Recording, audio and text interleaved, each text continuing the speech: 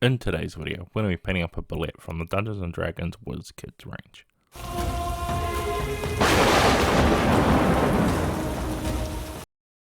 Okay, so one of the first things we're going to do to this Bulette miniature is we actually want to stick it to the base, and then I've applied some PVA glue to it, and we're going to place some sand on the base, because we want it to give that really look like it's popping out of the ground effect that it already has on there, and we want to enhance that, and the best way to do that is to give off a ground effect, and that's why we're going to be applying our sand here in this step so we can prime it and we can do it all at once rather than trying to do it at the end, which I usually do, which will be a little bit harder when I'm got a fully painted miniature and I don't want to have all this sand around there, so that's why we're doing that first.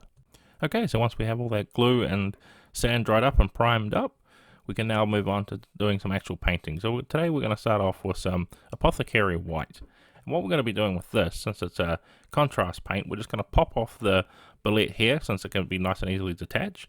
And we're going to be using it to be painting up all this sort of scattered debris, like it's bursting out of the ground effect. And the reason why I'm going with apothecary white with this, rather than the brown sort of grey sandy dirt that it shows on the actual packet of the miniature, is I feel that if we did that with the ground and the Bulette being partly brown as well, would have a lot of browns in there, and I want to give off a more dynamic sort of maybe even comic book looking pose, and it's going to really accentuate all of that up there. So that's why we're going with this grey. It's going to really separate it out. Okay, so while we're waiting for that to dry, what we're going to be doing now is moving on to the Bulette itself. I'm going to be using grunta fur here, which is also another contrast paint like the apothecary white, and we're going to be using this to be painting up our Bulette skin. So not the armor plating and stuff you can see on here, just all the skin underneath it. And because we're using the contrast paint here, we can be reasonably messy with it and give it a really good coverage over all those areas, and it's going to really bring out all those nice little bumps and details on there. That's why I decided to go with the contrast paint over there rather than a regular paint, because it's going to really pop out all these extra details in here really well. And starting with the first step means we're not going to have to worry about it accidentally getting somewhere else, because it can be quite a hard thing to tidy up. Okay, so while we're waiting for that paint to dry, we're going to come in now with some oak brown and coming back to our base again here. And what we're going to be doing is on this big sort of a ground explosion here, it actually has little rocks flying out from it. So we're going to be picking out all of those, or even little bits of debris of dirt, I guess, as well, and rocks and things here. We're going to be picking all of those out with some brown, because I want them to look like it's the earth shooting up. So we want to pick out all of these, as many as you can. See, there's quite a lot here all over the back of this bit of ground spray cover, so want to make sure you can get as many as you can here, just taking your time. And that's another reason why we also didn't go with the brown as well, because I really wanted all these little bits that you can see on here to really pop out on the miniature. Okay, so coming back to the Bulette itself again now, and I've just placed it on this thing here upside down so I can get to this part that we're going to be painting up pretty easily, and we're going to be using cross saw to do this. And all we're going to be doing is painting the underside of the mouth here.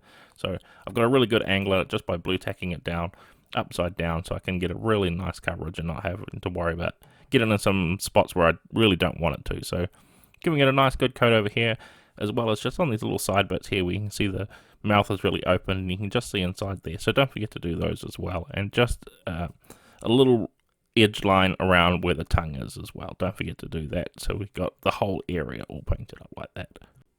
Okay, so now here you can see what we've got so far done, and it all placed on. We're going to come in now with some squid pink, and we're going to be using this to be painting our Bulette's tongue. It's giving a nice coverage over here. You may need two coats because the pink is quite a bright color, and to really get all of that out so you're not getting too much of the undertones of any of the red color that we just placed on before, you may just need to do a couple of coats as well. Okay, so now with all of that done, what we'll be doing now is coming in with some oily steel. And of course we're going to be using the oily steel for the main part of our Bulette here, which is his signature steel looking armor plating that he has over here. So we want to make sure we get a nice good coverage over everywhere that we can see all these plates, as well as the claws we want to be doing there. Now I've just placed it inside of his actual stand there so I can get a really good angle on all those plates and that as well. But don't forget, you can always pop off the Bulette to get at the plates where he has on his tail as well.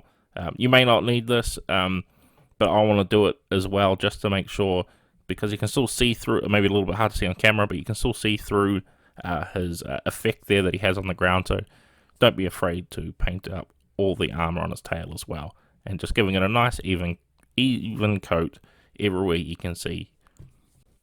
Okay, so now we have all the steel and metal parts done on our Bulette. We're going to come in now with some voidshield blue. I'm going to be using this to be painting in our Bulette's eyes. I want a nice, cool, vibrant color to really stick out on our Bulette here, and I think the blue is going to be the best way to go. It's going to give it that really sort of stark jump in color between the silver there, and it's really going to make them just pop out a lot more. And of course, I'm just coming in here with a really thin brush and being as careful as I can to pick out those eyes. Remember, if you go over too far on the eyes, you can always just come back in with that silver to tidy up. And then once we've completed the eyes, we're going to come back with our original dirt color, and we're just going to be picking out some of these little extra bits of dirt scatter he has flying up just on his body here. These are totally optional, but it's going to really add to that effect, like all that dirt's flying up as he's jumping out here as well. It'll be a little bit hard to notice there, but just don't forget to pick those out as well if you can. Okay, so now what we're going to be doing, since we have our Bulette completed, we're going to give it a coating of nuln oil, and we're only going to be coating over the areas that we've done with our metallic, so our oily steel. So all over that armor plating is where we're going to be doing this. And I've definitely made sure to take it off of its stand where it's jumping out of the ground. So we're not going to get any of that nuln oil spilling over onto that area, because we want to keep them very separate so we have the effect really show off in its full potential. So don't forget to definitely don't glue it in before you finish this part here, and giving it a nice good coverage with nuln oil everywhere you see all the metallics as well. Okay, so coming back to the ground part here, you can see we've painted up all the ground area from once we did the stones that were all flying up. We also just painted the ground there as well. I don't know if I mentioned that or not, but of course we're going to come in with some agrax earthshade to really give it that earthy look. So making sure we give it a good covering here, and being very, very careful to avoid the areas where the ground meets that big spray up effect as well. We want to make sure we keep those as separate as we possibly can. Okay, so now we've got that all painted up. We're going to come in now with some chainmail silver, which is a nice bright silver color, and we're going to be using this to highlight all the edges on our Bulette here. Now he has quite a lot of raised bumps and angled areas, so there's a nice, good, easy places to see where we need those highlights to be shined. So we're just getting a light brush here, nice and small, and catching it mainly on the edge of the brush, as you can see here as I'm doing it, especially for those very close together raised parts. It's going to be the nice, quick and easy way to pick out all those little highlights. As well as I'm also going to be doing the tips of the claws, the front of the like mouth beak part he has as well. And don't forget, of course, to do the edges around the plating down his back. You may need to pop them back off the base for this, just to get it all the way down, so you get that nice consistent highlight look, so it looks like he's jumping out and you can see the sun shining off all those nice metallic high points.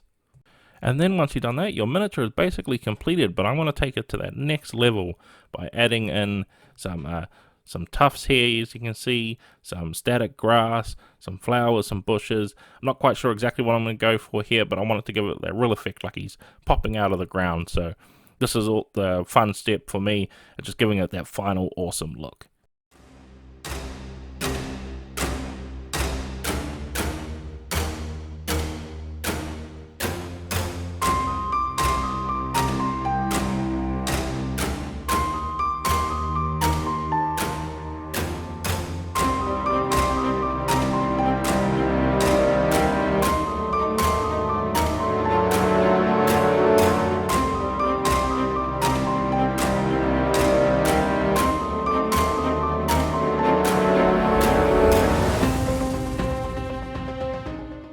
And with that, we've completed our paint job of our Bulette from the Dungeons & Dragons wizkids miniature range. And you can see with relatively few colors, we've gotten this amazing effect from this miniature, including its dynamic posing, and having in that translucent effect has really brought out some cool added style to this miniature. So I hope this has been enjoyable for you, whether you want to follow along by yourself with just these few paints to really give off this amazing effect, or you just like watching me paint up some really cool miniatures. So with that, guys, that's where I'm going to end the video. I'd like to thank you all for watching, and I can't wait to see you in the next one.